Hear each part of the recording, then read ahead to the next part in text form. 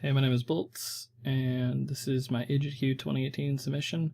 I'm submitting Lovely Planet as an any percent race with Sigma. The estimate should be around 13 minutes-ish. Lovely Planet's been in a previous GDQ for the all levels category, though the main difference between all levels and any percent, as the name entails, any percent does not have the requirement to do every single level of every single world. When you play through your first time, or when you play through any time, rather, the game only requires you to finish a certain amount of levels. The first two, I believe, are 11, and then from there, Forest is 16 and Swamp is 17. So as you get further on, the harder levels you have to do more of. But the easier ones, you kind of get through those a little bit more quickly, so you get onto the more challenging, visually impressive stuff. But anyways, as you can see, Lovely Planet is a isle-based first-person shooter. The main mechanic of the game is that you need to kill all of the red enemies and get to the goalpost to finish the level. It doesn't actually require you to kill all the enemies, otherwise it'll not give you credit for it. The auto-splitter will tell you that, but there's an audio feedback as well if you finish the level, so it's not a requirement, so we can use either. But anyways, the game slowly adds in different variations on the enemies. I mean, the basics are still there. The stouter, like box-shaped enemies are just shooting bullets at you, and if you shoot their bullet, they die, or if you shoot them. And the tall red enemies, they just stand there, and they're just required to kill. The apples you see going in the air are not technically required to shoot, so you'll see in situations in some levels we'll be doing specific movement to avoid having them fly in the air, or we try to rush to the goalpost at the end to basically beat the level before the apple hits the ground. Another large component of the run is a lot of the platforming, which looks simple at first, but you'll find, like, even jumping on this hill right here, you can only jump on certain sloped surfaces. So I believe it's like, if it's like steeper than 45 degrees, you'll slip off of it. So a lot of the run is getting familiar with what surfaces you can and can't jump on, kind of playing around that. So a lot of the strats, you have to do a very specific triangle on a hill, because each of these hills are composed of just a bunch of triangles, which kind of gives it that geometric sort of look to it. It's got a very interesting aesthetic in general. But other than that, like, even without the movement, which I feel like is fairly impressive, and a lot of levels you would think it would make it even simpler, because we could just like jump around things and make it easier, but a lot of the movement just like makes the levels like 10 times more difficult, so it's fairly impressive. And in the context of a race, I feel like that'll definitely serve to make it where there's a high chance of either player one. I mean, at this point, both of our PBs are within 3 seconds of each other, and given the race, but the race has the levels rather have fairly fast resets. So in that way, like, one person's not going to just lose one level and then instantly get taken out of the race. You'd have to consistently keep losing at many, and we're both fairly consistent and good at this game to a point where there's not going to be a one person's not going to run away with it for most of the, 99% of the time. And like, you can talk about individual stuff with levels, like not looking backwards on that level is like fractionally faster, because looking behind you messes up your movement a little bit. This one, you have to make these really far away shots, and you have to jump just right at the specific points, so that you get a right angle for it.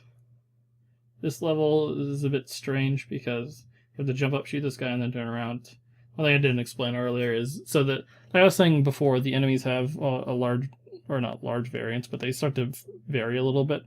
So the the stout enemies from before that just shoot bullets at you and there's nothing special about them. Now some of them have yellow hats on, which means their bullets lock onto you, and if you shoot their bullets, they don't die anymore, which makes them even more difficult to deal with. So you have to end up firing 2 shots at them, which doesn't sound too bad, but it can lead to you misfiring and hitting things in a way you don't want to, and like a bunch of other stuff that things can possibly go wrong. That jump right there is a lot tougher than others. Where you jump off that hill, there's a specific triangle on the right that you want to hit. Or else you'll just slide off, and there's a place you can get stuck there. You don't have to restart the level. So during runs, during PB attempts, that can be a heartbreaker. But as you can see with the levels, it starts ratcheting up in difficulty. More enemies are spawned. They're put in places where you turn a corner, and an enemy's right there. Like right here, you just jump up here. This isn't the intended way to do it, so it's even tougher. Because you just turn around a corner. It's like, oh, there's an enemy now. Now you turn around the corner there, and there's just like 4 dudes standing there. They definitely start spiking up the difficulty. Casually, this is the point where if you're not comfortable with first-person shooters, this can throw you off. Speedrun-wise, it starts to look very, very impressive. Like you see there, like when you make a mistake in the run, like that could have been bad if I obviously just kept going or not realized I missed the guy, but on the fly, within like the fractions of a second it took to make that mistake, you have to come up with a plan of how to deal with it. And like restarting every single time is obviously not the best plan at all. So coming up with that's interesting. I think that'll be shown off a lot in the race. Recovering mistakes and just a lot of fluctuation. And given how the aesthetics of these levels look different, like the swamp right here has the fog, obviously, mechanic to it where you can't see anything except for like a few feet in front of you. It also helps for people that are not familiar with the game to get a feel for like which runner is in front. It's like, oh, this runner got to the foggy level first, so they're ahead, or they got to the levels that are the enemies with the yellow hats on them, so they must be ahead, sort of thing. And with good commentary, either way, we'll be able to kind of give them a feel for like how many levels away we are. Unfortunately, it doesn't display what level you're on. It does, but we more or less skip the what's it called? We skip the screen where it shows it, obviously to go quickly, but it's nothing that will heavily influence the race. But anyways, I mean, beyond that point, this is just like the toughest part of the run, or like the part I find is the most impressive, because a lot of these shots are, there's an apple over there that you can't see. You have to shoot at a very specific point. Well, we do play this with, it's not really a massively important word. This is one of the hardest strats. You have to jump onto a sign, jump at a specific point on that hill, and then hit a guy in the fog. And I've kind of gotten to a point where I just spam a bunch. But anyways, no, I think it's not going to be difficult at all to follow. I think it's going to be very impressive. Just like the very fast pace is a very bad term to use when you're describing a speedrun, obviously, because all speedruns should be fast paced. But it's got that sort of not even hectic, but things are happening. This is a 10-minute run of something is happening every moment of it. There's no cutscenes, there's no auto-scrollers, there's no slow sections, there's no easy bits for the most part. There's like a few levels that, even like easy levels that should be just gimmes, like things can still happen on those. It's going to be very difficult to like predict who's going to win this, and I think that unpredictability, even for people that are familiar with the run, I think that'll be really exciting and interesting.